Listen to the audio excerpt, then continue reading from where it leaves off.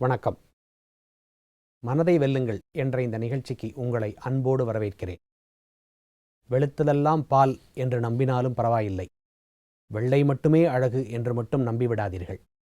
வண்ணத்தில் இல்லை அழகு, உங்கள் எண்ணத்தில் உள்ளதே அழகு என்ற இந்த சிந்தனையோடு நாம் நிகழ்ச்சிக்கு செல்வோம்.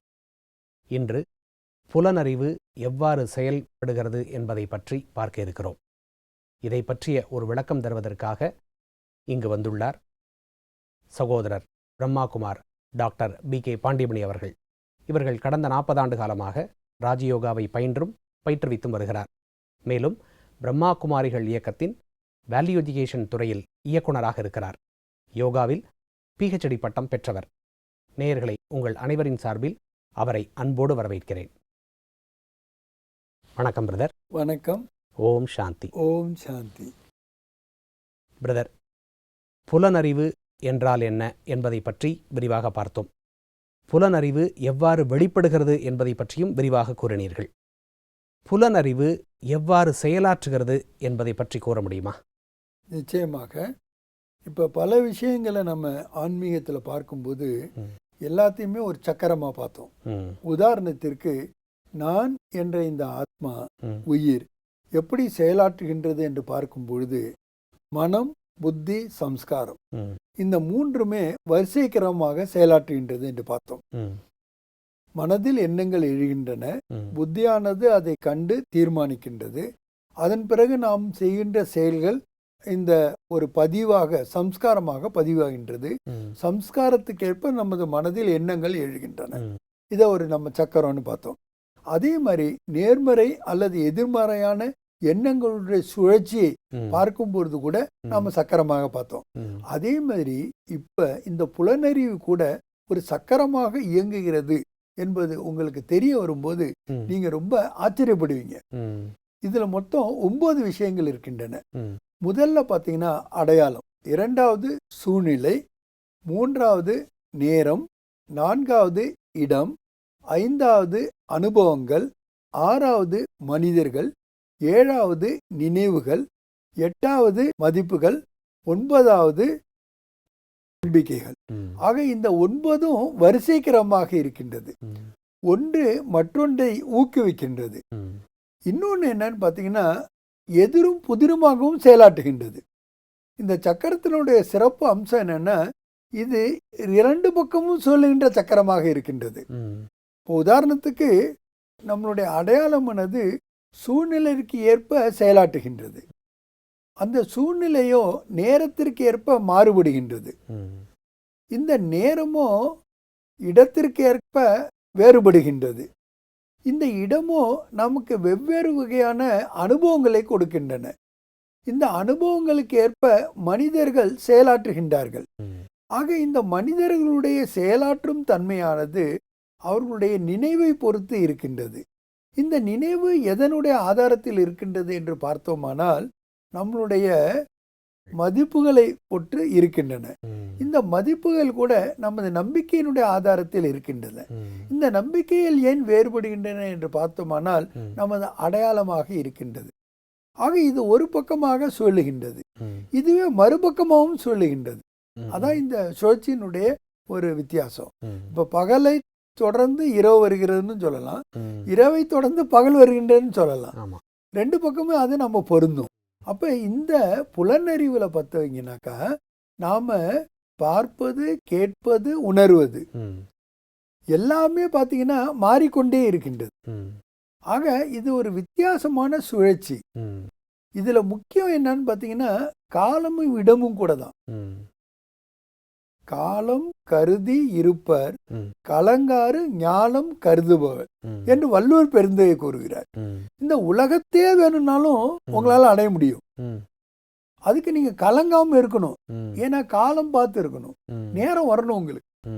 That is more important. நேரத்திற்கு ஏற்பதான் நம்ம செயலில் வெற்றி பெற முடியும். அந்த நேரம் வரலைன்னு வச்சுங்க, நீங்க எவ்வளவுதான் முயற்சி பண்ணாலும் சரி அந்த வெற்றியை உங்களால அடையவே முடியாது. இப்போ நீங்கள் பாருங்களேன், இன்னைக்கு உலகமானது மேலே ஒரு காலத்தில் உயர்ந்து இருந்தது, அதாவது சத்தியத்தினுடைய ஆரம்பத்துல 16 கலைகளும் நிறைந்தவராக, அனைத்து குணங்களும் நிறைந்தவராக இருந்தோம். அதாவது தேவதா நிலையில இருந்தோம். ஆனா அடுத்து காலத்தினுடைய சக்கரத்துல வரும்போது தேவதைகளாக இருந்த நாம சத்திரியர்களாக மாறுகின்றோம். இது 2வது யுகம், திரேதா யுகம் என்று சொல்கின்றோம். இந்த 2வது யுகத்தை கடந்து நாம 3வது வரும்போது வைசியர்களாக ஆகின்றோம். அதுதான் நம்மளுடைய துவாபர யுகம் என்று கூறுகின்றோம். வைசியர்களாக இருந்த நாம் கலியுகத்தில் வரும்போது சூத்திரர்களாக ஆகின்றோம். ஆக இந்த காலத்தினுடைய கட்டாயம் நாம கீழே இறங்கிதான் வர வேண்டி இருக்கின்றது. ஆனா ஒரு தடவை இறங்கணும்னா இறங்கிட்டே இருக்க போறதில்ல, மறுபடியும் ஏறுவதற்கு ஒரு வாய்ப்பு இருக்கு. ஏன்னா இருள் எப்பொழுதும் இருளா இருக்க போறதில்ல, பகல் வருகின்றது. அதே மாதிரிதான் இருண்ட கலியுகம் முடிஞ்சு ஒளிமயமான சத்தியுகம் வருவதற்கு இடைப்பட்ட இந்த காலம்தான் புருஷோத்தம சங்கம யுகம் என்று அழைக்கப்படுகின்றது. இந்த புருஷோத்தம சங்கம யுகத்துலதான் பிறப்பு இறப்புக்கு அப்பாற்பட்ட இறைவன் ஜோதி சொரூபமானவர் பரகாய பிரவேசம் செய்து பிரஜாபிதா பிரம்மாவின் மூலமாக நமக்கு ராஜயோகத்தை கற்றுக் கொடுக்கின்றார். இந்த ராஜயோக கல்வியின் மூலமாக நாம் தமோ பிரதானமாக இருந்த நாம் சதோ பிரதானமாக மாறுகின்றோம்.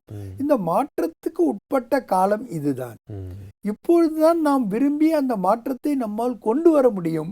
அதற்கான கல்வியும் கிடைக்கின்றது, அதற்கான சக்தியும் கிடைக்கின்றது, அதற்கான நேரமும் நமக்கு சரியாக அமைந்திருக்கின்றது. நேரம் சரியாக அமைந்திருந்தாலும் கூட அந்த நேரத்துக்கு செய்யணுங்கிறதையும் எடுத்துக்கலாம்ல இந்த இடத்துல. இது ரொம்ப கரெக்டா சொன்னீங்க. இப்ப நேரத்தை பார்த்துக்கிட்டு இருக்கணும், கலங்காம இருக்கணும், அதையும் சொன்னார். அதே வள்ளுவர் இன்னொரு குறளும் சொல்றார், காலம் கருதி இடர்த்தா செயின் என்று கூறுகின்றார். எப்ப ஞானம் கருதினும் கைகூடும்.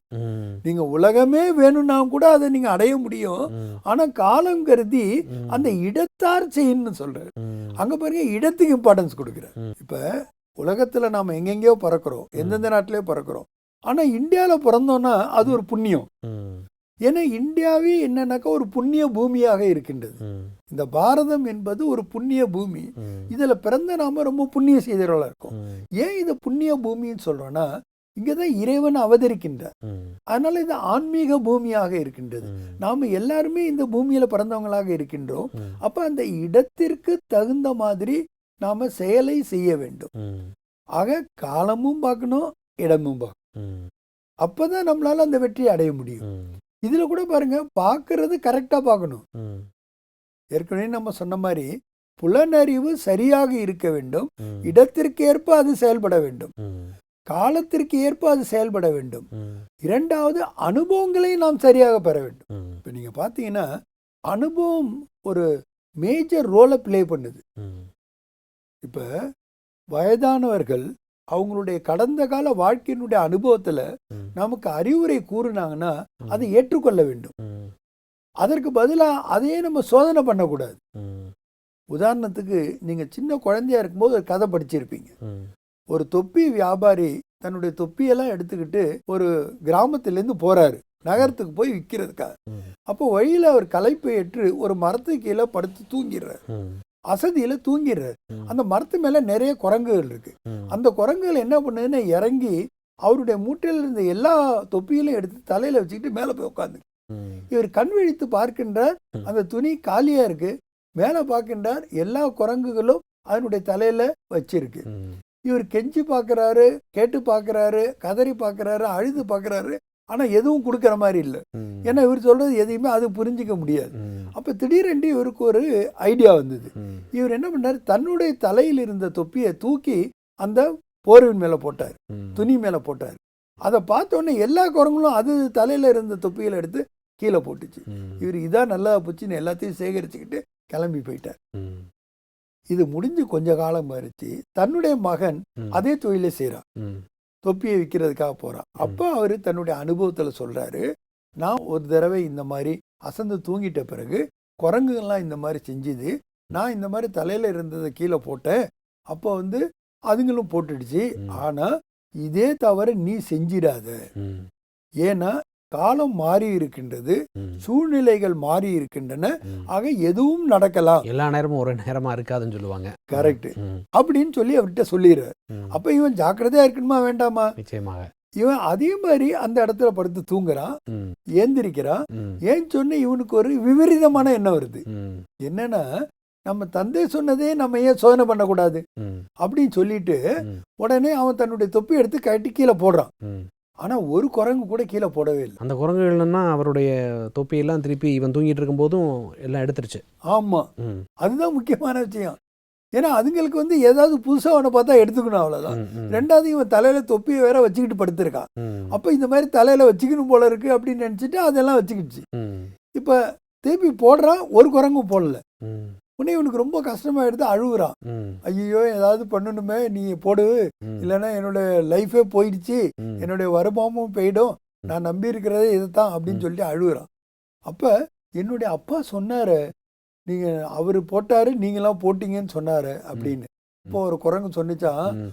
உங்க அப்பா உனக்கு சொன்னாருல்ல, அதே மாதிரி எங்க அப்பாவும் எங்களுக்கு சொன்னாரு, அந்த மாதிரி ஏமாத்துவான், நீ போட்டுடாதுன்னு, ம். அதனாலதான் நாங்க போடல ம். அப்படின்னு. இதே நமக்கு என்ன தெரியுதுன்னா, காலம் கருதி இடத்திற்கேற்ப நம்ம செயல்களை செய்ய வேண்டும். ம். அப்ப நமக்கு வந்து பாருங்க, இடமும் அமைஞ்சிடுது, ம். காலமும் அனுமதிஞ்சிடுது, ம். மூன்றாவது அனுபவமும் தேவையாகும். அனுபவசாலிகள் தன்னுடைய அனுபவத்தில் சொன்னாங்க அப்படின்னா அதை விதண்டாவாதமாக செஞ்சு பார்த்தா என்ன அப்படின்னு நினைக்கக்கூடாதுங்கிறதுக்கு இந்த கதையை உதாரணமாக எடுத்துக்கலாம். எடுத்துக்கலாம். ம். இந்த அனுபவ அறிவு கூட ம். நமக்கு நிறைய லாபத்தை கொடுக்குது. ம்.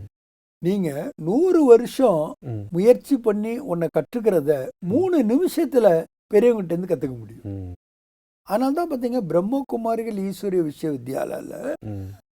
பிரம்மா குமாரர்கள் குமாரிகள் என்று கூறப்படுகின்ற இந்த மாணாக்கர்களுக்கெல்லாம் என்ன சொல்லப்படுகின்றது என்றால், ம். நீங்கள் தந்தையை ஃபாலோ செய்யுங்கள், ம். ஃபாலோ ஃபாதர் என்று கூறுகின்றார்கள். ம். ஃபாலோ பிரதர் சிஸ்டர் என்று கூறவில்லை. ஏனென்றால் பிறருக்கு அவர்களுக்கென்ற இயல்புகள் இருக்கும், ம். அவர்களுக்கென்ற சில குறைபாடுகள் இருக்கும், ம். அவர்களுக்கென்ற தார்மீக பொறுப்பை ஏற்றுக்கொள்ளாதவர்களாக கூட அவர்கள் இருந்திருக்கலாம். ம். ஆகவே நீங்கள் எப்பொழுது பார்த்தாலும் சரி, யாரை கடைபிடிக்க வேண்டும் என்றால் ம். தாய் தந்தையை கடைபிடிக்க வேண்டும் என்று கூறுகின்றார். இது அனுபவத்தினுடைய ஆதாரத்தில் அனுபவ அறிவாக நாம் பெற்றுக்கொள்ள வேண்டிய ஒன்று. ம். ஆக அனுபவத்தின் மூலமாக நாம் பெற்றுக்கொள்வது நிரந்தரமாக ஆகிவிடுகிறது. ம். ஒரு கவிதை கூட எனக்கு ஞாபகத்துக்கு வருகிறது. ரவி செல்ல முடியாத இடத்திற்கும் கவி செல்வான், கவி செல்ல முடியாத இடத்திற்கு அனுபவி செல்வான். ரவிங்கிறது இந்த இடத்துல சூரியனை சொல்கிறோம். சூரியன் செல்ல முடியாத இடத்துக்கு கூட கற்பனையில் கவிஞன் சென்று விடுவான். ஆனால் 2 பேருமே போக முடியாத இடத்துக்கு ஒரு அனுபவி போக முடியும் அப்படின்னு ஒரு பழமொழி நீங்க இருக்கு. சொன்னதுல எனக்கு ஒரு விஷயம் நல்லா ஞாபகத்துக்கு வருது. ம். இப்ப சூரியன் போகாத இடத்துக்கு கூட அவனால போக முடியும் அப்படின்னா ம். ம். எப்படி போக முடியுது? கற்பனா அவனுடைய சக்தி. கற்பனை திறன். அதே மாதிரி தான் இந்த ராஜயோக தியானத்துல கூட பாத்தீங்கன்னா, ம்.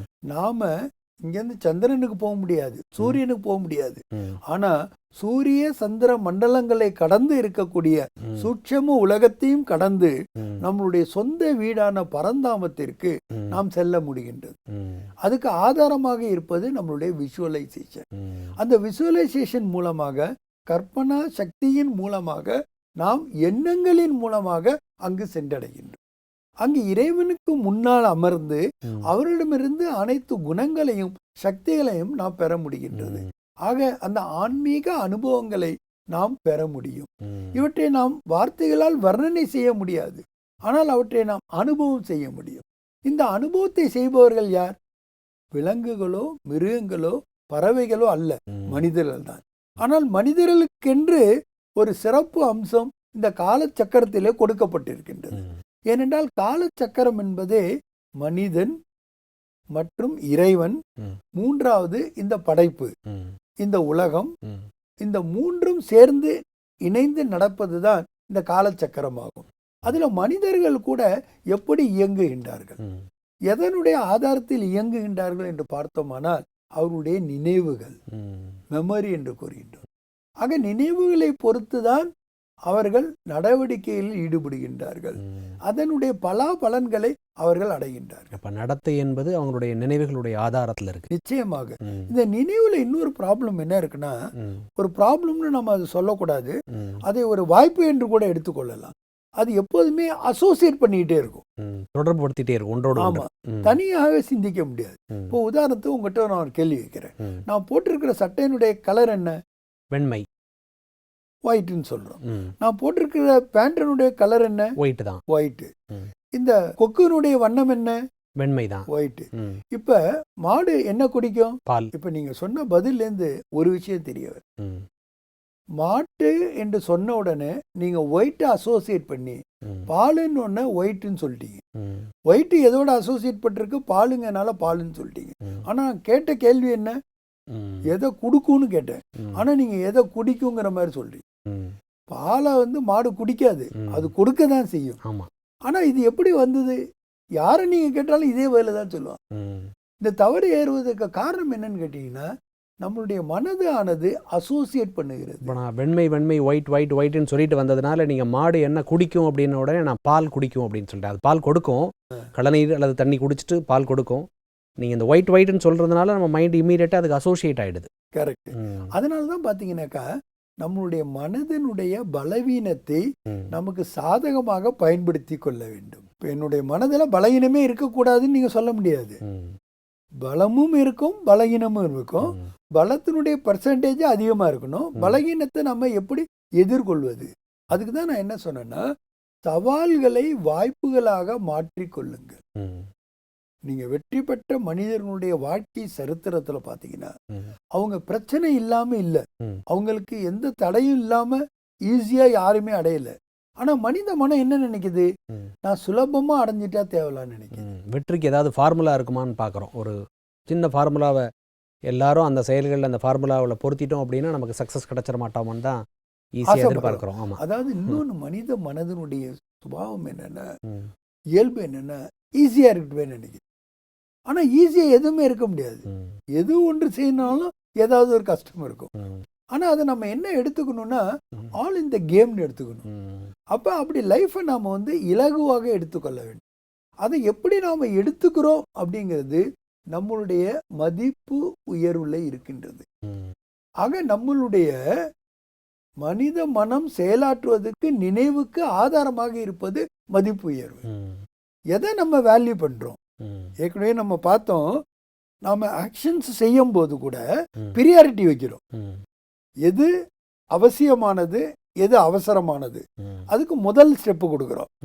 எது அவசியமற்றது, எது அவசரமற்றதோ அதுக்கு 4வது ஸ்டெப் கொடுக்கிறோம். முக்கியமானதையும் அவசியமானதையும் ஃபர்ஸ்ட் பிரியாரிட்டியில் வச்சிடுறோம். ஓகே. அப்ப நம்ம பிரியாரிட்டி கொடுக்கறதுக்கு ஆதாரம் என்னன்னா, எதற்கு நாம மதிப்பு அளிக்கின்றோம் அதை பொறுத்து தான். அதனால்தான் நம்மளுடைய நடைமுறை வாழ்க்கையில ஆன்மீகத்தை கொண்டு வர வேண்டியதின் அவசியத்தை உணர்ந்து, அது நமக்கு மட்டும் நன்மை அளிப்பதில்ல, பிறருக்கு மட்டும் நன்மை அளிப்பதில்ல, இந்த சமுதாயத்திற்கும் நன்மை அளிக்கின்றது என்பதை புரிந்து கொண்டு, அதிலேயும் முக்கியமா தற்காலத்தில் இந்த காலகட்டத்தில் இந்த இடத்தில் நாம் அதை செய்யும் பொழுது அதனுடைய பலன் நமக்கு பல ஜென்மங்களுக்கு கிடைக்கின்றது. இப்ப நாம எந்த முயற்சி பண்ணாலும் அதனுடைய பலனை உடனே அனுபவிக்கிறோம். அதனால்தான் நம்ம மனசு பாருங்க உடனடியே ஆசைப்படுது. ஆனா இந்த ஜென்மத்துல மட்டும்தான், இந்த காலகட்டத்துல மட்டும்தான் நாம பல ஜென்மங்களுக்கு சேமித்து வைக்க முடியும். அந்த சேமிப்பு கணக்கை நாம் அதிகரித்து கொள்வதற்கான ஒரு அரிய வாய்ப்பு இப்பொழுது நமக்கு இறைவன் கொடுத்திருக்கின்றார். அந்த இறைவன் கொடுத்த வரப்பிரசாதத்தை நாம் பயன்படுத்தி கொண்டு பல ஜென்மங்களுக்கு நாம் ஜீவன் முக்தியை அடைவதற்காக தான் இந்த ராஜயோக தியானத்தை பயிற்சி செய்ய வேண்டும் என்று நாம் அனைவரிடம் கேட்டுக்கொள்கின்றோம். இதுல கடைசியாக வரக்கூடிய நம்பிக்கைகள், அதை பற்றி விளக்கம் தர முடியுமா? நீங்க பாருங்க, ஏற்கனவே சொன்னோம், as you think so shall you become. எப்படி நாம நினைக்கிறோமோ அப்படியே ஆகின்றோம். அப்ப அதுல முக்கியம் என்னன்னா, என்னால இயலும், என்னால முடியும் அப்படின்னு நினைச்சாதான் அது நம்மளால முடியுது. ஆக முடியும் என்று நாம நினைக்கிறதுக்கு கூட என்ன வேண்டியிருக்குன்னா, நம்பிக்கையே வேண்டியிருக்கு. அந்த நம்பிக்கை நமக்கு எப்ப கிடைக்குது அப்படின்னு பாத்தீங்கன்னா, அதற்கு தகுதியுடையவர்களாக நம்மை நாம் ஆக்கிக் கொள்ள வேண்டும். அந்த தகுதியுடையவர்களாக ஆக்கிக் கொள்வதன் மூலமாகத்தான் நான் நம்பிக்கைகள் வலுப்பெற்றவர்களாக ஆகின்றோம். இப்போ ஒரு செயலை செய்கின்றோம், அதை திரும்ப செய்யும் பொழுது அதுல ஆர்ட்டை நம்ம செலக்ட் பண்ணிக்கிறோம். ஆனா அந்த செயலை செய்யும் பொழுது பல இடையூறுகளை நாம சந்திக்க வேண்டியிருக்கின்றது. ம். பல தடைகள் வருகின்றன, ம். பல எதிர்ப்புகள் வருகின்றன, ம். பல சவால்கள் வருகின்றன. ம். இந்த இடர்பாடுகள், எதிர்ப்புகள், நம்மளுக்கு வரக்கூடிய தடைகளை நாம் வென்று வர வேண்டும் என்றால் ம். அதை தொடர் முயற்சியாக நாம் செய்ய வேண்டும். ம். அந்த தொடர் முயற்சியை நாம் செய்வதற்கு ம். அத்தியாவசியமாக இருப்பது தன்னம்பிக்கை. ம். ஆக தன்னம்பிக்கை உடையவர்களாக நாம் இருந்தால் மட்டுமே தான் ம். அந்த காரியத்தில் நாம் வெற்றியை அடைய முடியும். ம். நீங்க பாருங்க, ஓட்டப்பந்தயத்தில் ஓடுறவங்க கூட வெறுமனே அந்த தகுதியை வச்சு வெற்றி பெற முடியாது. ம். அவருடைய மனநிலை அதற்கு ஏற்ற மாதிரி இருக்க வேண்டும். ம். ஊனமுற்றவர்களுடைய ஒலிம்பிக் கேம்ஸ்ல பாத்தீங்கன்னா ம். அவருடைய சாதனைகளை பாத்தீங்கன்னா ரொம்ப அதிசயமா இருக்கும். ம். 2 கால்களும் இருக்கிறவர்கள் கூட செய்ய முடியாத காரியத்தை ம். ஒரு கால் இருக்கிறவர் செய்து விடுகின்றார். ம். பேரா ஒலிம்பிக் என்று கூறுகின்றார்கள். ம். ம். அந்த பேரா ஒலிம்பிக்ல வெற்றி பெற்றவர்களுடைய இன்டர்வியூல கேட்டீங்கன்னாக்கா எல்லாருமே அவங்களுடைய மனதனுடைய நம்பிக்கையின் ஆதாரத்தில் தான் வெற்றி பெற்றிருக்கின்றார்கள். ம். ஆக வாழ்க்கையில நீங்க வெற்றி பெற வேண்டும் என்றால் ம். நம்பிக்கை அத்தியாவசியமாக இருக்கின்றது. ம். இங்க ராஜயோக கல்வியில நமக்கு ஒரு பெரிய வரப்பிரசாதம் என்னன்னு கேட்டீங்கன்னா, நாம ஏற்கனவே அந்த குணங்களை பெற்றவர்கள், ம். அந்த சக்திகளை பெற்றவர்கள். ம். மீண்டும் அவற்றை நாம் பெறுகின்றோம். ம். முதல் முறையாக பெறவில்லை. ம். ஆகவே திரும்ப திரும்ப இதை நீங்கள் செய்திருக்கின்றீர்கள். இப்பொழுதும் அதையே செய்ய போகின்றீர்கள். ஏற்கனவே இதை அடைந்திருக்கின்றீர்கள்.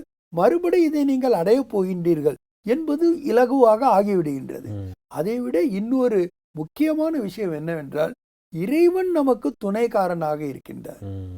அதனால்தான் நான் திரும்ப திரும்ப ஒரு விஷயத்தை இங்க நேயர்களுக்கு நான் கூற விரும்புகின்றேன். ம். அனைத்திற்கும் அடிப்படையாக இருக்கக்கூடிய அடையாளம் ம். தேக உணர்வில் இருந்து ஆத்ம உணர்விற்கு வரும்பொழுது, ம். அதாவது ஆத்மா என்று நான் என்னை தெரிந்து கொள்ளும் பொழுது, ம். ஆத்மா என்பதை நான் பயிற்சி செல்லும் பொழுது என்னுடைய எண்ணங்களில் மாற்றத்தை கொண்டு வர முடிகின்றது. ம். எனது கண்ணோட்டத்தில் மாற்றத்தை கொண்டு வர முடிகின்றது. என்னுடைய நடத்தையில் மாற்றத்தை கொண்டு வர முடிகின்றது. என்னுடைய நிறைவேற்றுதலில் மாறுதலை கொண்டு வர முடிகின்றது. ஆக நான் மாறுகின்ற இந்த காலகட்டத்தில் எப்படிப்பட்ட மாற்றத்தை அடைய வேண்டும் என்று நினைக்கின்றேனோ அப்படிப்பட்ட ஒரு மாற்றத்தை என்னால் அடைய முடிவதற்கு இந்த ராஜயோகம் வழிவகுக்கின்ற காரணத்தினால் இதனுடைய பயன்களை நீங்கள் பெற்று பெருவாழ்வு வாழ வேண்டும் என்று வேண்டி விரும்பி கேட்டுக்கொள்ளுகின்றேன். பிரதர், இன்று புலனறிவு எவ்வாறு செயல்படுகிறது என்பதை பற்றி கூறினீர்கள். அதில் இது ஒரு சக்கரமாக சுழல்கிறது என்று கூறினீர்கள். இந்த சக்கரம் என்று கூறியது எனக்கு மிகவும் ஆச்சரியத்தையும் ஒரு புதுமையானதாகவும் தோன்றியது. இந்த நிகழ்ச்சிக்கு நீங்கள் வந்தமைக்கு மிக்க நன்றி. ஓம் சாந்தி. ஓம் சாந்தி. புலனறிவு எவ்வாறு செயல்படுகிறது? புலனறிவு என்பது ஒரு சக்கரமாக இயங்குகிறது. அடையாளம், சூழ்நிலை, நேரம், இடம், அனுபவங்கள், மனிதர்கள், நினைவுகள், மதிப்புகள், நம்பிக்கைகள். இந்த சக்கரமானது இருபுறமாகவும் சுழல்கிறது. அடையாளம் என்பது சூழ்நிலைக்கேற்ப செயல்படுகிறது. காலம், இடம் கருதி நம்முடைய செயல்களைச் செய்ய வேண்டும். அப்போது அதில் வெற்றி நிச்சயமாக கிடைக்கிறது. அனுபவத்தின் மூலம் நாம் பெறுகின்ற அனைத்து விஷயங்களும் நமக்கு நிரந்தரமாகிவிடுகிறது. மனிதர்களுடைய மனதின் செயலாற்றலில் நினைவுக்கு ஆதாரமாக இருப்பது மதிப்புகள். ஆன்மீகத்திற்கு நாம் மதிப்பளிக்கும்போது அதனால் ஏற்படும் நன்மைகள் நமக்கு மட்டுமல்லாது மற்றவர்களுக்கும் நல்ல பலனை கொடுக்கிறது. ஒரு செயலைச் செய்யும்போது அதில் பல இடையூறுகள், எதிர்ப்புகள், சவால்கள் வரும். அதனை வெற்றி கொள்ள வேண்டுமென்றால் தொடர் முயற்சியும் தன்னம்பிக்கையும் இருக்க வேண்டும். ஓம் சாந்தி.